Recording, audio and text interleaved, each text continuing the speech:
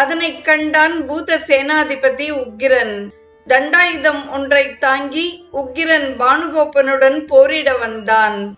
பானுகோபன் உக்கிரனின் உடல் முழுவதும் மூடும் வகையில் அம்புகளை தொடுத்தான். ஆனால் அவை உக்கிரனின் உடம்பை துளைக்க இயலாது கூர்மழுங்கின. அம்புகள் பயனற்று போனதைக் கண்ட பானுகோபன் எழுவாயுதம் என்னும் படைக்கலத்தை ஏவினான். அது உக்கிரனை தாக்க வந்தது. அதனை உக்கிரன் தனது தண்டாயுதத்தால் உடைத்து தூளாக்கினான். பானுகோபனின் தேரில் பூட்டியிருந்த குதிரைகளை உக்கிரன் தண்டாயுதத்தால் அடித்து வீழ்த்தினான். பானுகோபன் மற்றொரு தேரில் ஏறி போரிட வந்தான். உக்கிரன் பானுகோபனை தேருடன் மேலே தூக்கி எறிந்தான்.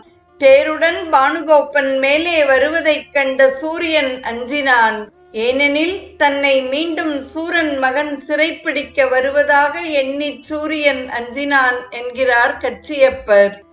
மேலிருந்து கீழ் இறங்கி